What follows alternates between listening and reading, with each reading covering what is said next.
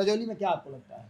नहीं, मुझे लगता है रजौली में महागठबंधन अपनी सीट बचाने में सफल हो जाएगी जी। लेकिन लड़ाई काटेगी। बात हम नवादा की करते हैं, यहाँ भी बड़ा ट्विस्ट हुआ है नमन जी। इधर से उनके उम्मीदवार जो लड़े थे 2020 में उधर चले गए हैं और उधर के उम्मीदवार जो लड़े थे इधर चले गए हैं। श्रवण कुशवाहा आरजेडी में, कौशल यादव बनाम विभा देवी का ये लड़ाई चल रहा है। तो कोरमा ग्रुप, जो सोचता है वो करता है, आपके अपने सपनों का आशियाना।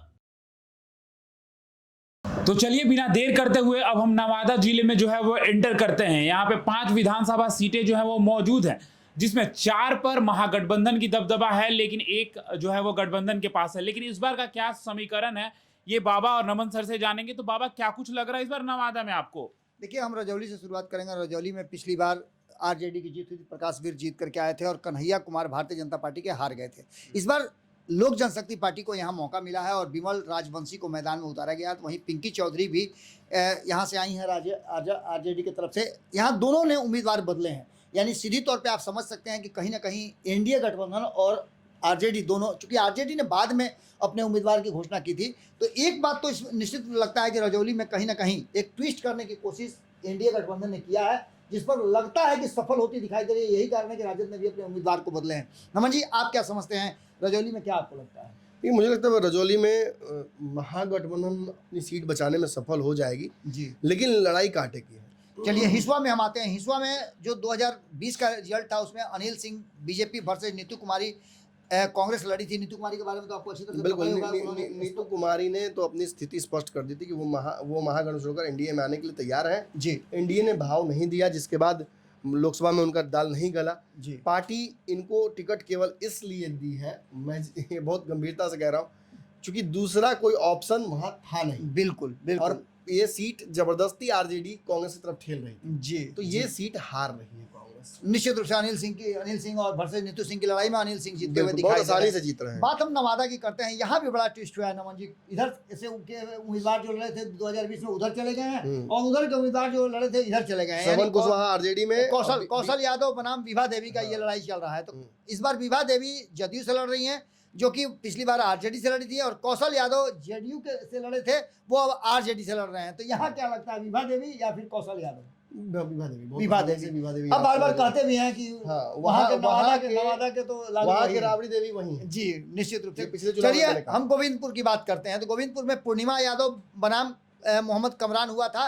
यहाँ पर मोहम्मद कमरान आरजेडी के जीते थे और जेडीयू से पूर्णिमा यादव हार गई थी। इस बार पूर्णिमा यादव तो आरजेडी में चली गई हैं, ये आपको पता ही होगा। यहाँ से विनीता मेहता को मैदान में उतारा गया है एलजेपी की तरफ से, यानी यहाँ भी एक बड़ा खेल करने की कोशिश की है एनडीए गठबंधन ने। क्या लगता है कि इसी के कारण या क्या आरजेडी में भाग करके गई है पूर्णिमा? ये सीट लोजपा की कमजोर सीटों में से आंका जा रहा है। जी जी। हालांकि मुझे अभी भी यकीन है कि जिस तरह से एनडीए ने एकजुटता से यहाँ पर भी लड़ाई लड़ने की कोशिश की, लड़ाई उतनी भी कमजोर नहीं है। 60-40 में से दे सकता हूँ, लेकिन दिस इज इंक्लाइन टुवर्ड्स महागठबंधन। एक और सीट है वारसलीगंज। यहाँ भी बड़ा ट्विस्ट हुआ है नमन जी। यहाँ पर अनीता देवी लड़ रही हैं, अशोक महतो की पत्नी हैं। अरुणा देवी जीतती आ रही हैं। क्या लगता है कि अरुणा देवी को अनीता टक्कर दे पाएंगी? अरुणा देवी इस चुनाव जीत रही है जी। इस लड़ाई में जो अगड़ा पिछड़ा करने की कोशिश की गई वो हुआ नहीं। बुरा बाल साफ करने की बात। हाँ बिल्कुल, और जो कह दिया गया है वो तो याद रखा जाएगा ना। जी जी। और इस सीट में अपर कास्ट की हमने सजाया है। ई होम्स पैनोरमा को हमने बनाया है। ई होम्स मेरा एक सपना था, जिसपे मैं पिछले 4 साल से काम कर रहा था। हमने जो बनाया है वो सबने है माना। ई होम्स पैनोरमा में हो आपका भी आशियाना। और फाइनली हमने 2021 में इस प्रोजेक्ट को लॉन्च किया। बहुत लोग अप्रिशिएट कर रहे हैं कि पूर्णिया जैसे शहर में, बिहार के, एक तो बिहार की बात करें उसमें भी पूर्णिया जैसे छोटे जगह में इस तरह का लाइफस्टाइल देना, ये सुन के हम लोगों को बहुत अच्छा लगता है। ई होम्स में हमने कुछ और भी किया है, जैसे हम जिस जगह में रह रहे हैं हमारे फैमिली सिक्योर हो, उनको सिक्योरिटी का ध्यान में रखा है।